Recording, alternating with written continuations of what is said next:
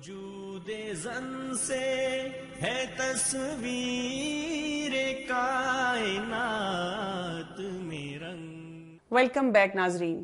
ملاقات کا وقت ڈاکٹر ذکیہ ہاشمی کے ساتھ، ہومیوپیتھک ڈاکٹر اور ماہر ہیں طب نبوی کی، 25 سال سے پریکٹس کر رہی ہیں.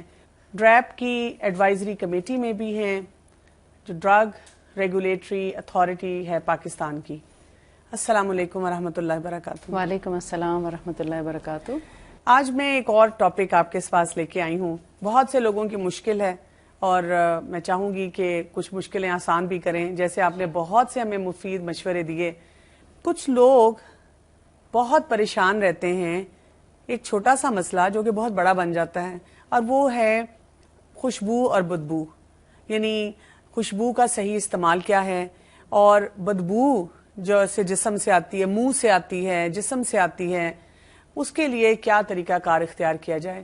تو ہمیں آپ طب نبوی کی روشنی میں پلیز ہماری رہنمائی کیجئے کہ ہم کیا کر سکتے ہیں اس میں. بسم اللہ الرحمن الرحیم. دو طریقے ہیں. ٹھیک ہے. ایک تو ہوتا ہے حفاظتی تدابیر کا، اور دوسرا یہ کہ جب آپ کسی بیماری یا تکلیف میں مبتلا ہو جاتے ہیں تو علاج کا. ٹھیک. تو پہلے ہم اس کو دیکھتے ہیں کہ احتیاطی تدابیر کیا اختیار کی جائیں کہ بدبو ہی نہ آئے. سب سے پہلے جسمانی صفائی ستھرائی اور پاکیزگی حاصل کرنے کی ضرورت ہے. ٹھیک. ہر روز نہانا چاہیے، اور سردیوں میں بھی. سردیوں میں بھی ٹھیک ہے. ہر روز نہانا چاہیے. اور اگر آپ ہر روز نہیں نہا سکتے سردیوں میں تو کم از کم ایک دن کے بعد ضرور نہائیں. اس سے سردیوں میں بھی نہانے میں کوئی حرج نہیں ہے. یعنی کچھ لوگ ایسے کرتے ہیں مخصوص ایام میں، یا جیسے بچہ پیدا ہونے کے بعد نہاتے نہیں ہیں، اور وہ کہتے ہیں کہ اگر ہم نے نہائے تو ہماری ہڈیوں کو ٹھنڈ لگ جائے گی. پھر اگین وہی احتیاطی تدابیر اختیار کرنے کی ضرورت ہے. آپ دیکھتے ہیں کہ ترقی یافتہ ممالک میں جب بچہ ڈیلیور کرتی ہے تو اس کو سب سے پہلے باتھ ٹب میں ڈال دیا جاتا ہے، اور اس سے کیا ہوتا ہے کہ اس کی پوری باڈی کی سرکولیشن ہوتی ہے. ایک تو صفائی ستھرائی ہو جاتی ہے، دوسرا بلڈ سرکولیٹ کرتا ہے، اور اس کی تھکاوٹ دور ہو جاتی ہے. اس چیز میں احتیاط کس چیز کی کرنی چاہیے کہ پانی جو ہے وہ موسم کے مطابق نیم گرم ہونا چاہیے، تھوڑا کم یا زیادہ. اور اس کے علاوہ اگر جب پانی سے باہر آئیں تو فوری طور پر جسم کو پوری طرح خشک کیا جائے. موسم کے مطابق کپڑوں کا اہتمام کیا جائے، اور اس میں فل سلیو اور فل ڈریس پہنا جائے تاکہ ڈائریکٹ ایئر جو ہے اس پر کسی قسم کا اثر انداز نہ ہو. لیکن اگر صفائی نہیں کریں گے تو آپ کے جسم میں وہ طہارت کا بھی احساس نہیں ہوتا. بالکل. اور اس کے ساتھ ساتھ بدبو اور اس طرح سے. اور نہانے دھونے کے علاوہ جیسے ہمارے غیر ضروری بال ہوتے ہیں جسم کے، زیر ناف یا زیر بغل، تو ان کی صفائی بھی بہت ضروری ہے. ان کو آپ دیکھیں کہ اسلام بھی ہمیں ایک لمٹ دیتا ہے کہ 40 دن سے زیادہ ان بالوں کا رکھنا جو ہے وہ مکروہ ہو جاتا ہے. آپ کو پتہ ہے یہ ایک بہت بڑا مسئلہ ہے.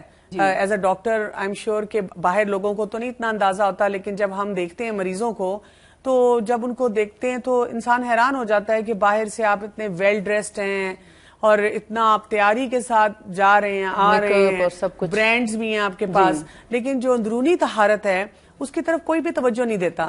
تو یہ بہت ضروری ہے. جی ہاں. اور اسی سے کئی بیماریاں بھی جنم لیتی ہیں، گندگی. اور کیونکہ آپ دیکھتے ہیں کہ شیاطین جو ہیں وہ گندگی پہ بڑے خوش رہتے ہیں. ٹھیک ہے. پھر ایسے لوگوں کے اوپر شیاطین کا جو ہے وہ جادو کا اور اثرات کا عمل دخل بھی ہو جاتا ہے، اور ہمیں یہ نہیں پتا چلتا کہ ہماری بیماری کی وجوہات کیا کیا ہیں.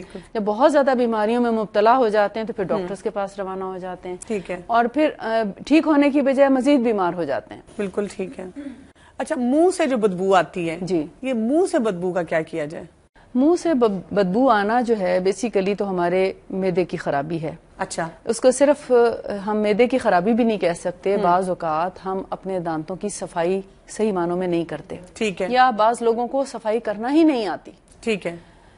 نبی صلی اللہ علیہ وسلم کے طریقے کو اگر دیکھیں تو آپ صلی اللہ علیہ وسلم مسواک کیا کرتے تھے. ٹھیک.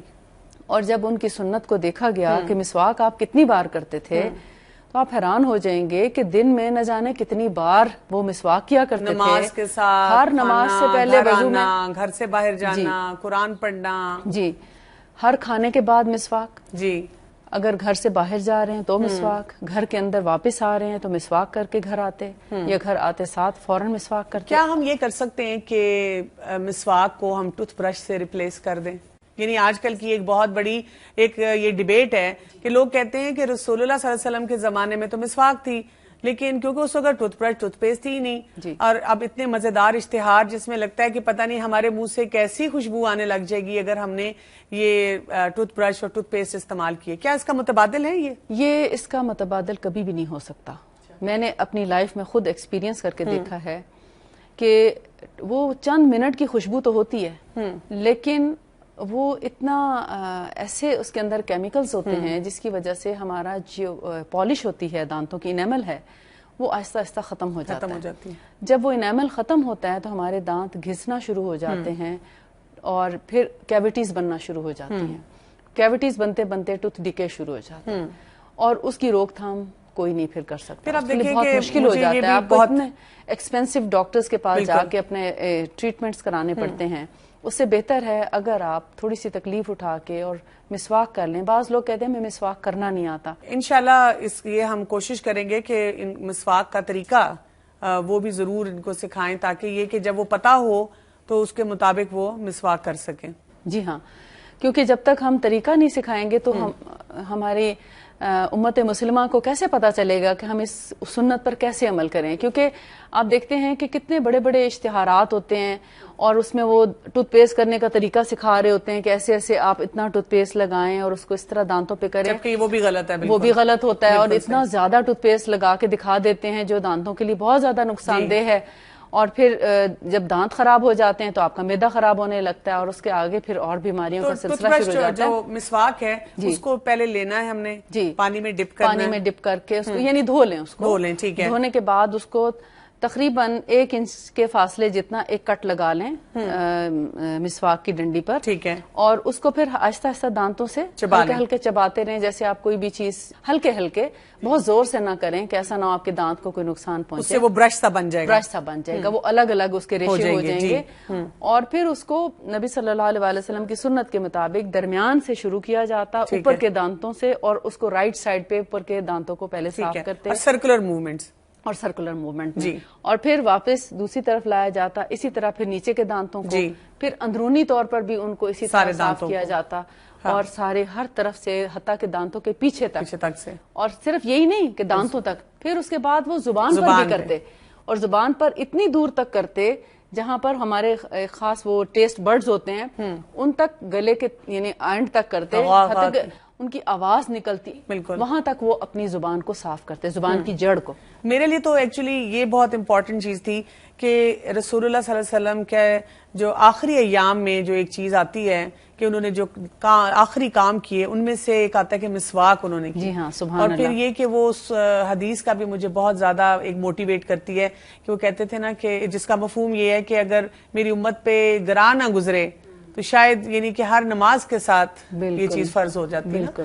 تو میرا خیال ہے کہ مسواک کی ہمیں عادت ڈالنی چاہیے. مسواک کی عادت ڈالنی چاہیے. اس سے منہ کی بدبو دور ہوتی ہے. جی. آنکھوں کی نظر تیز ہوتی ہے. گلے کی خرابیوں سے بچاؤ رہتا ہے.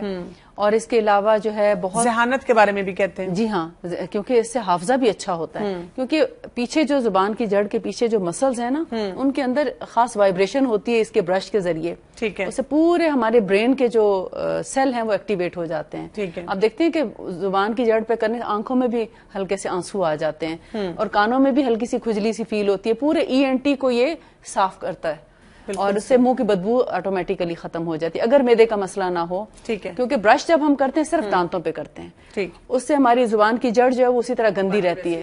تو 5-7 منٹ کے لیے تو خوشبو منہ سے آتی ہے، اس کے بعد بدبو آنا شروع ہو جاتی ہے. اس کے لیے اگر ایسے ہے کہ بچوں کے جب دانت نکلنا شروع ہوتے ہیں اگر مائیں اسی وقت بچوں کو کروانا شروع کر دیں تو اس سے کیا ہوگا کہ جب بچہ بڑا ہوگا تو اس کو ایک وہ ڈیولپ ہو چکا ہوگا اس کا کہ میں نے مسواک کرنی ہے. بلکہ ہم تو اپنے بچوں کو مسواک چھوٹی ڈنڈی کے ساتھ جب ٹیدنگ پہ آتے ہیں تو بجائے اس کے کہ آرٹیفیشل ٹیدر دیے جائیں ہم ان کو مسواک ہی دیتے ہیں.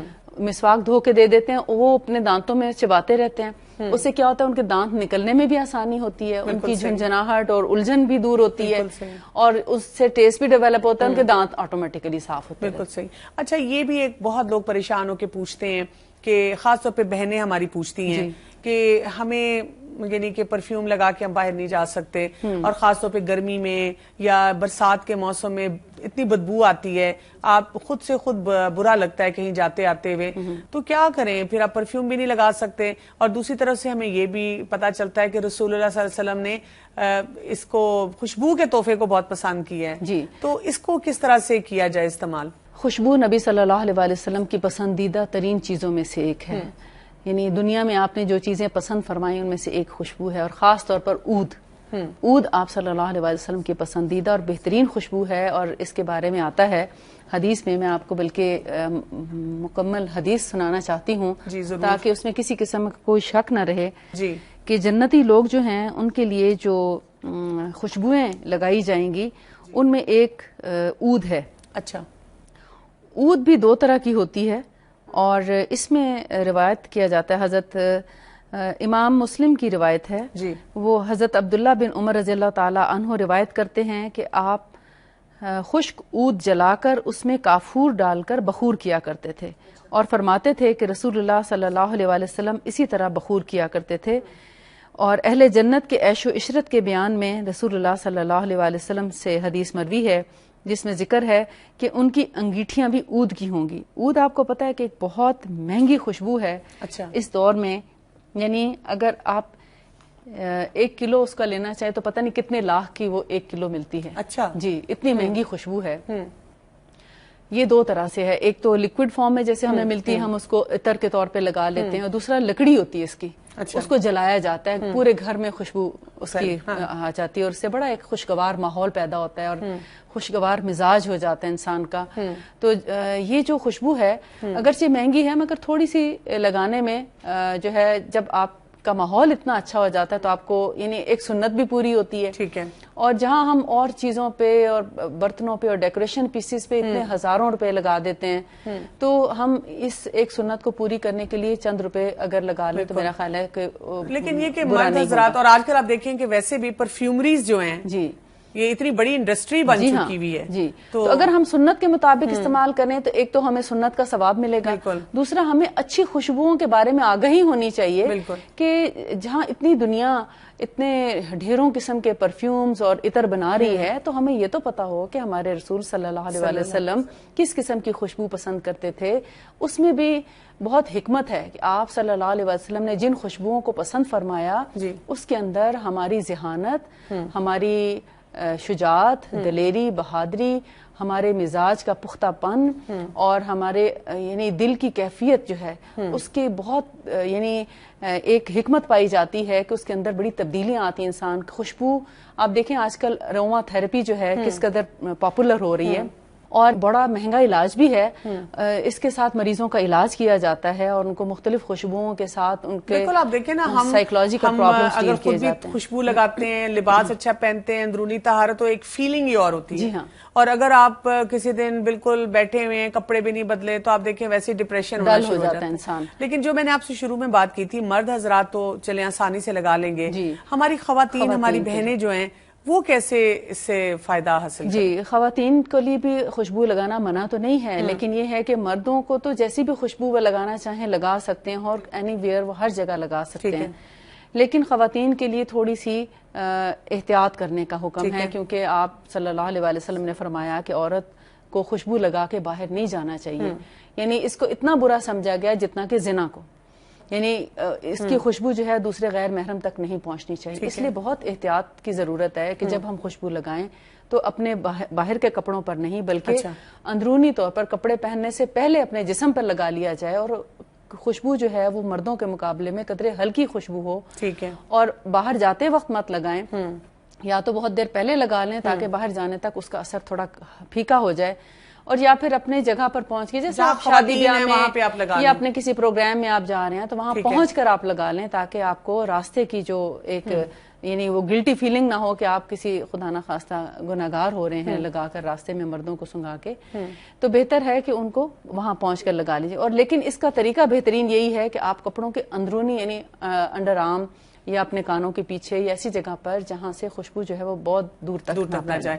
اچھا، اسی سے خوشبو سے ریلیٹڈ ایک اور چیز ہے پسینہ۔ جی، کچھ لوگوں کو پسینہ بھی بہت آتا ہے، وہ کہتے ہیں ہم طہارت بھی رکھتے ہیں، ہم صفائی کا بھی خیال رکھتے ہیں، ہم بہت لگاتے ہیں پرفیومز وغیرہ بھی، لیکن پسینے کا کیا کریں، اتنا زیادہ پسینہ ہمیں میں سمجھتی ہوں کہ جن لوگوں کو بہت زیادہ پسینہ آتا ہے ان کو پھر ایک دفعہ اپنی غذا پہ غور کرنا چاہیے کہ کیا وہ بہت زیادہ قسموں کے گوشت تو نہیں کھاتے.